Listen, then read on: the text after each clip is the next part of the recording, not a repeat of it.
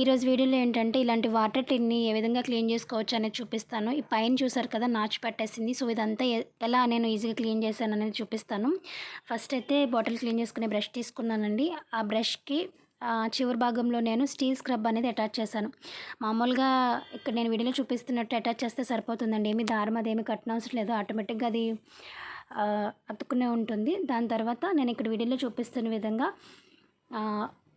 టిన్ లోపల వైపుకి పంపించి ఫస్ట్ అయితే నేను కింద భాగం అంతా క్లీన్ చేసేసాను. అండ్ పై భాగం విషయానికి వచ్చేసరికి మనం తీసుకున్నటువంటి బ్రష్ని కొంచెం వంచండి. ఎంత చివరికి వంచితే అంత మీరు ఈ పైన ఉంది చూసారు, ఈ పైన ఉన్నటువంటి నాచు అంతా కూడా ఈజీగా క్లీన్ చేసుకోవచ్చు.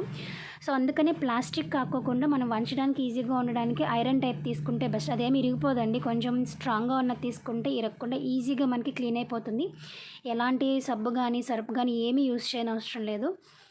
నేనైతే ఎక్కువ ఇది ఎంత పైకి మనం క్లీన్ చేయాలో అంత కిందకి ఇక్కడ చూసారు కదా, ఇలా జస్ట్ ఇలా వంచి మనం ఈ సైడ్కి ఇలా తిప్పితే సరిపోతుందండి. చాలా ఈజీ, చూస్తున్నారు కదా.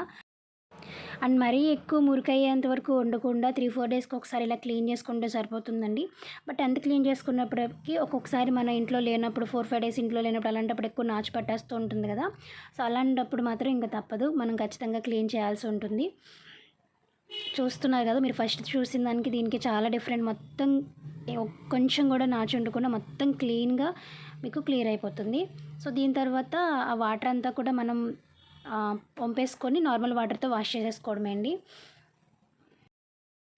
కంప్లీట్గా క్లీన్ అయిపోయిన తర్వాత ఈ విధంగా ఉంది. ఏమాత్రం నాచు ఉండదండి. చాలా అంటే చాలా ఈజీ. ఒక 2 to 3 minutes పడుతుంది మనకి ఇలా క్లీన్ చేయడానికి. ఐ హోప్ మీ అందరికీ యూస్ఫుల్ అని అనుకుంటున్నాను ఈ వీడియో. నేను మళ్ళీ ఒక మంచి వీడియోతో మీ ముందుకు వచ్చేస్తాను. అంతవరకు bye bye, see you in the next video.